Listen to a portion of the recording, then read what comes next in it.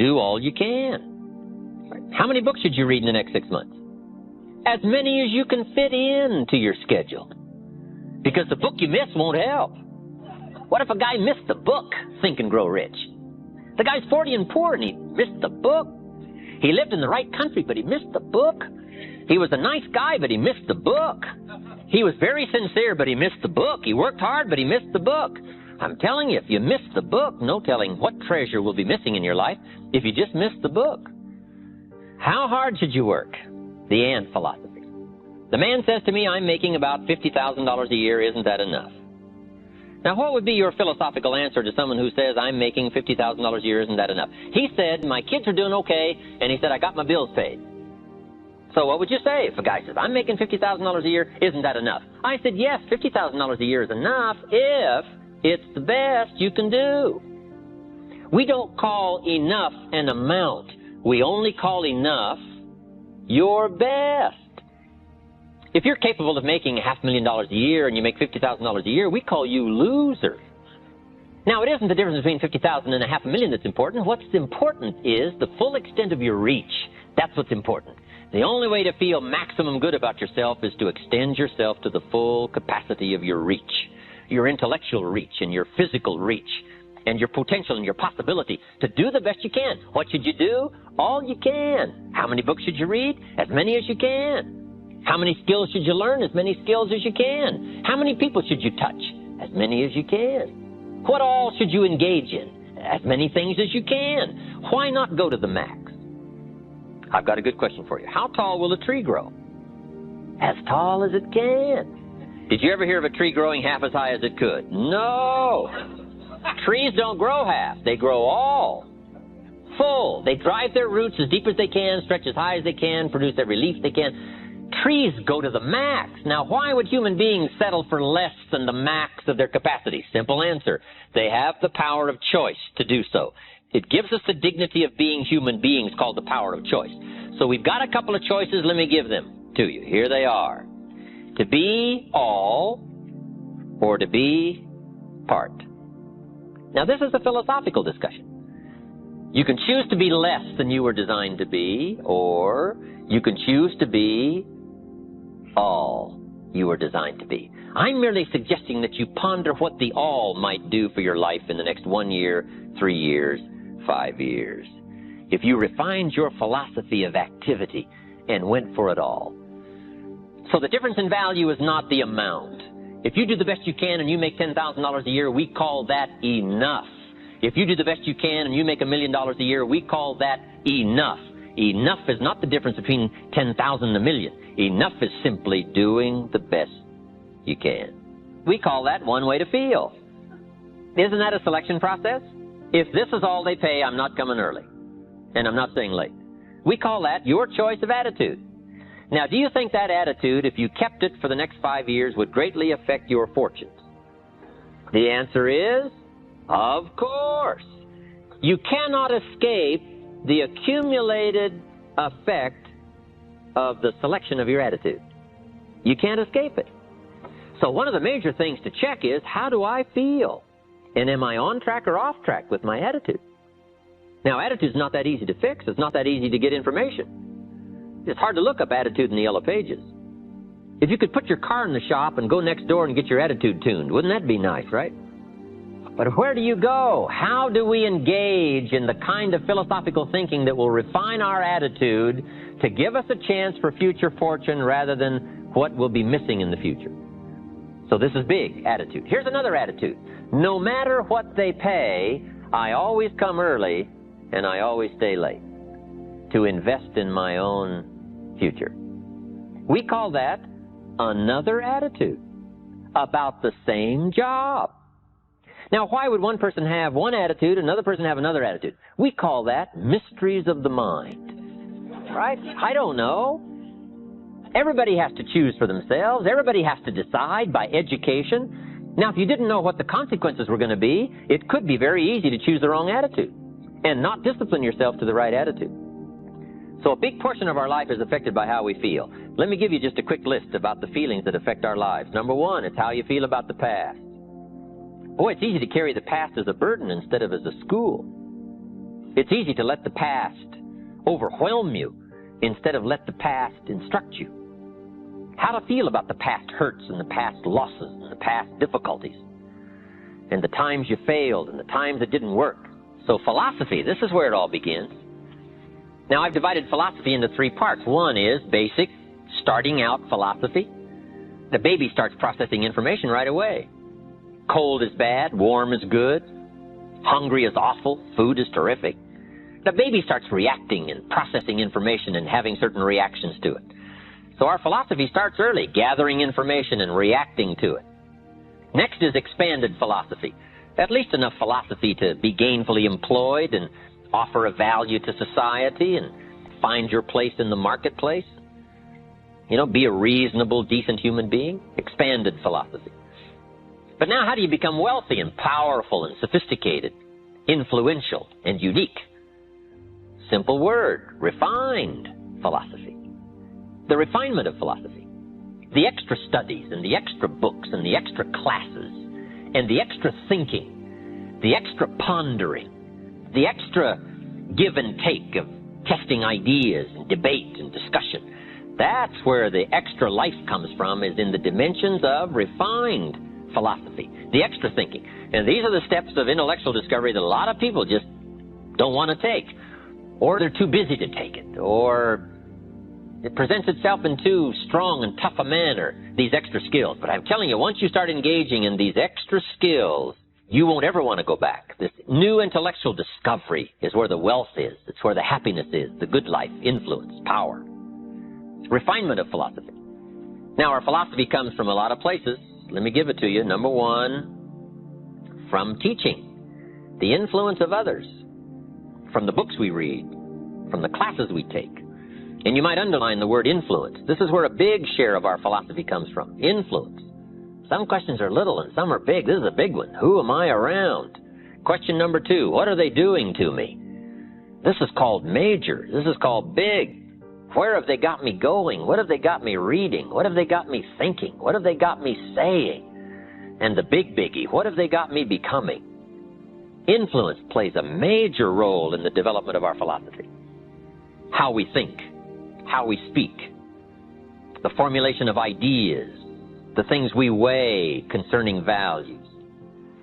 All of this is so important. What we know, the mind, thinking, processing ideas and information. Ideas are simply information taking form. But this whole process of mind and thinking and knowing and processing ideas and information, this is so important because it determines the major piece of the 5 pieces of the life puzzle, philosophy. Now, we do something very important with what we know. We weigh it. We put it on our mental scales and we weigh it. And I don't know, we may give it a number from 1 to 10. Probably not consciously. But if we hear something and we come into possession of some information and we give it a 10, we'll probably act on it right away. If we give it a 1, we'll probably let it slide. If it's important, we'll do something about it. Perception. Trying to find value in something. Where is the value? How valuable is it? How important is it? Is there something here that I can't see at first glance? Is there something below the surface? Is there something in the inner workings of it? What goes behind it? What goes beyond it? What is its origin? All of these questions that help us come to the perception of value, ideas, evaluating information. We either accumulate the debt or the value. We either accumulate the regret or we accumulate the equity. Now, we must all suffer one of 2 pains. The pain of discipline or the pain of regret. And I'm suggesting discipline. Mental discipline to refine ideas. Of course it's laborious and of course it's a push, but it's called small price to pay so that you won't have the regret later on. Regret weighs tons. Discipline weighs ounces. So if you accept the early ounces of discipline of thought to refine ideas and not just let major questions go by, what about society? What about the government? What about taxes? What about religion? What about life? All of these major questions, to let them go casually by is to miss the treasures that your life could accumulate into in the coming months, the coming years. So this is called major. What we ponder and what we think about sets the course of our life. It's like the set of the sail that's taking us somewhere. Let me give you a good question to write down. Where are my thoughts taking me? This is a biggie question. Where are my thoughts taking me? These are some of the things you want to make sure of.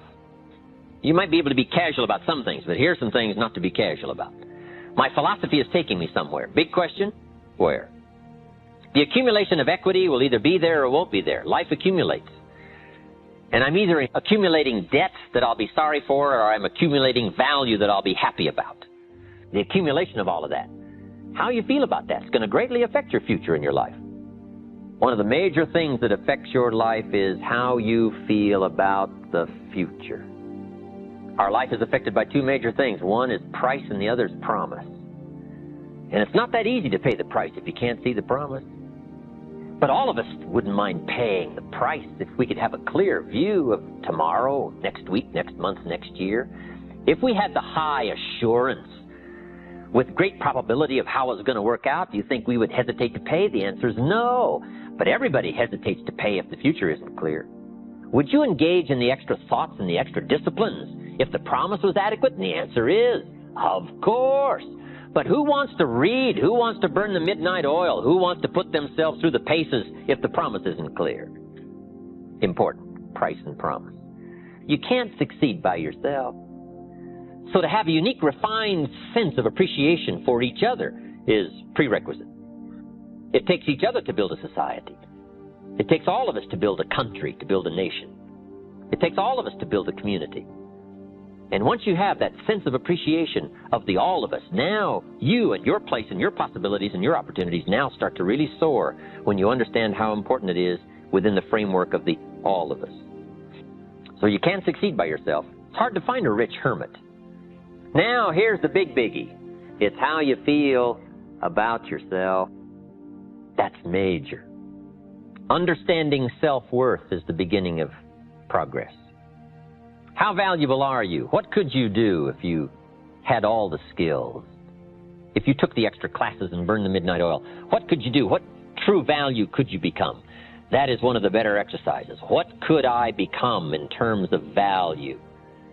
What could I really do in the marketplace, in enterprise, family, home, love, experience, marriage, friendship?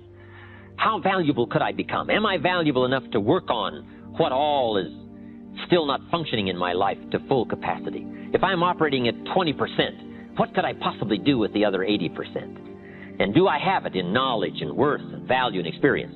Once you start understanding this part of you, understanding how valuable you are, it is a whole new experience, understanding self-worth. It is so important to understand this. If you want to influence and help people, here's the key. Success is a doing. You've got to actually do it. Activity is high priority in the life process to try to get maximum benefit out of what we have available. Activity. Now, here's an important question. What is your philosophy about activity? What about hard work? What about long hours? What about full days? If you're doing something, how hard should you go at it? How much time should you put in? Everybody has to develop their philosophy about activity. Just by way of review, let me quote you Old Testament says, 6 days activity, 1 day rest. That's called philosophy of ratio of activity. What is a good ratio of rest and activity? Old Testament says 6 days of one, 1 day of the other. You say, well, that's kind of old and outmoded. Well, maybe it is. I don't know. Maybe that's too old a philosophy. The old 6-1. I don't know. Who knows? Now, we've got it down to 5 and 2. Maybe 5 and 2 is okay. I don't know. If God would have thought of 5 and 2, he might have made it 5 and 2. Right? You can't think of everything when you're putting one of these together, I guess. Who knows? But we've all got to have a philosophy about activity. Because your philosophy of activity will affect the rest of your life. Not to think so is naive. I've got a good clue on rest. Make rest a necessity, not an objective.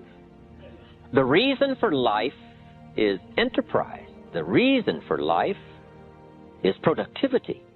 The reason for life is to see what we can do with the seasons and the chances and our mind and our spirit, ourselves, to see what we can do. That's what life is all about, to see what you can do. Now, the doing, you've got to have a philosophy on how much time you're going to spend doing. And I've decided that enterprise is better than ease. If you rest too long, the weeds take the garden in the summer. So you can't rest too long. Life doesn't stand still.